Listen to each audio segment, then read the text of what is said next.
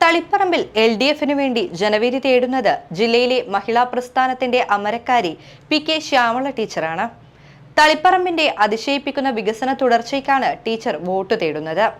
തിരഞ്ഞെടുപ്പ് പ്രഖ്യാപിച്ചതോടെ മണ്ഡലത്തിൽ ജനങ്ങളിലേക്ക് ഇറങ്ങിച്ചെന്നുകൊണ്ടുള്ള പ്രചരണത്തിലാണ് തളിപ്പറമ്പിന്റെ ടീച്ചർ.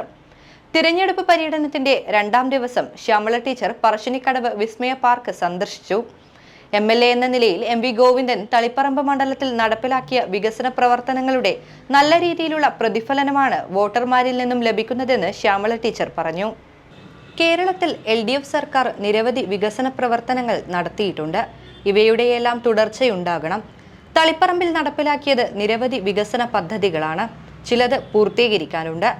നാടുകാണി, സൂസഫാരി പാർക്ക് ഉൾപ്പെടെയുള്ള പദ്ധതികളെല്ലാം പൂർത്തീകരിക്കുന്നതിന് തന്നെയാവും ജയിച്ചു കഴിഞ്ഞാൽ പ്രഥമ പരിഗണന നൽകുക എന്ന് PK ശ്യാമള പറഞ്ഞു.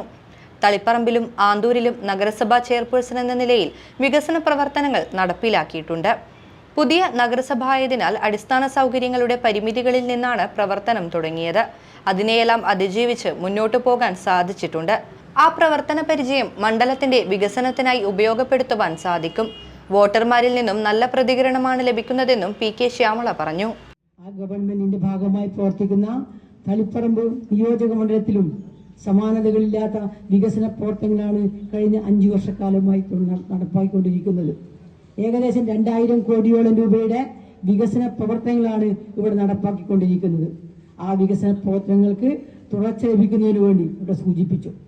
തളിപ്പറമ്പ് അസംബ്ലി മണ്ഡലം എന്ന് പറയുന്നത് ഇടതുപക്ഷത്തിന്റെ ശക്തിദുർഗം തന്നെയാണ്. ആ ശക്തിദുർഗത്തിൽ ഇടതുപക്ഷ ജനാധിപത്യ മുന്നണിയുടെ സ്ഥാനാർത്ഥിയായിട്ട് തീരുമാനിച്ചിരിക്കുകയാണ്. വിജയം സുനിശ്ചിതമാണ് എന്ന കാര്യത്തിൽ യാതൊരു സംശയവുമില്ല. നിങ്ങളിവിടെ കൂടിയുള്ള ആളുകളെല്ലാം ഭൂരിപക്ഷവും നമ്മുടെ വോട്ടർമാരാണ്. അതിലുപരി ഈ തെരഞ്ഞെടുപ്പ് രാഷ്ട്രീയം പറഞ്ഞുകൊണ്ട് മുഴുവൻ ആളുകളെയും ബൂത്തിലെത്തി വോട്ട് ചെയ്യിക്കുന്നതിന് വേണ്ടിയുള്ള പ്രവർത്തനത്തിൽ നിങ്ങൾ ഉണ്ടാവണമെന്നും എന്റെ ചിഹ്നമായ അരിവാൾ ചുറ്റിക നക്ഷത്രം അടയാളത്തിൽ വോട്ട് രേഖപ്പെടുത്തി തന്നെ വിജയിപ്പിക്കുന്നതിന് വേണ്ടിയുള്ള പ്രവർത്തനത്തിൽ നിങ്ങൾ എല്ലാവരും പങ്കെടുക്കണമെന്നും മാത്രം പറഞ്ഞുകൊണ്ട് അതിരാവിലെ തന്നെ ഇതുപോലുള്ള ഒരു സ്വീകരണം ഏർപ്പെടുത്തിയ നിങ്ങൾക്ക് എല്ലാവർക്കും നന്ദി രേഖപ്പെടുത്തി. ചൊവ്വാഴ്ച രാവിലെ പറശ്ശിനിക്കടവ് വിസ്മയ പാർക്കിലാണ് ആദ്യ സ്വീകരണം നൽകിയത്. ചെയർമാൻ PV ഗോപിനാഥും MD E വൈശാഖും ചേർന്ന് സ്ഥാനാർത്ഥിയെ സ്വീകരിച്ചു. വിസ്മയ പാർക്ക് ജീവനക്കാരോട് സ്ഥാനാർത്ഥി വോട്ടഭ്യർത്ഥന നടത്തി.